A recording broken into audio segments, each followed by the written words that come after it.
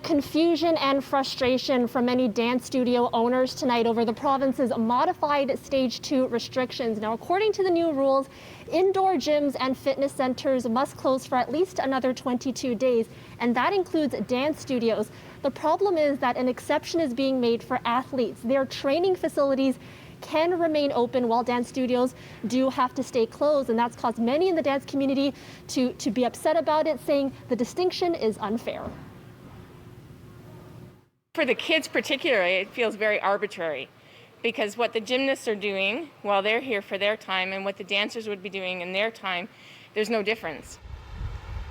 Lorraine Curry is in a unique situation. She owns both a gymnastics training center and a dance studio. Her studio at DanceWorks is currently closed, while her gymnastics facility remains open. For a while, it was all very confusing about what we were allowed to have and what we were not allowed to have. And then yesterday, a clarity came out that we are allowed to have 10 competitive gymnasts in our facility here, so we can have 10 in a room at a time. But for the dance, we're not allowed any.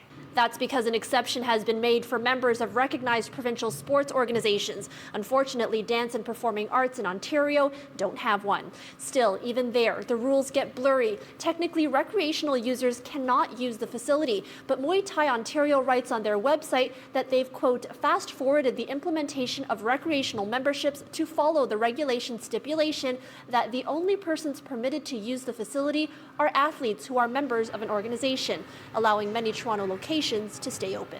From time to time, there may be some areas where there is further clarification that's necessary. I'm a big supporter of these dance companies and training facilities, that they have some really young athletes. I'll do everything I can, but at the end of the day, I still have to listen to the docs, but there has to be a balance here.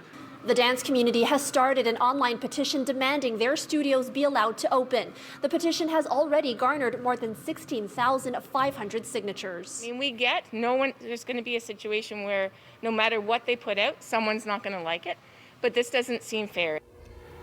Meanwhile, Curry's 32,000 square foot facility remains open to just 10 athletes at a time, but they're thankful to finally be able to step away from Zoom training and into an actual training center. It feels so good to finally be able to use everything, being able to use the actual equipment and seeing my friends and my coaches. It's the human interaction that really makes it that much better. Now, the owner of these facilities, Lorraine Curry, also says that because the recreational aspect has been taken away between her gymnastics facility and her dance studio, she's turning away about 3,000 kids in total. And she also worries that those kids may end up going to areas of the province where there is still a Stage 3 in effect, so gyms are open there. So as well, Tina mentioned earlier that this is something that provincial officials are also worried about.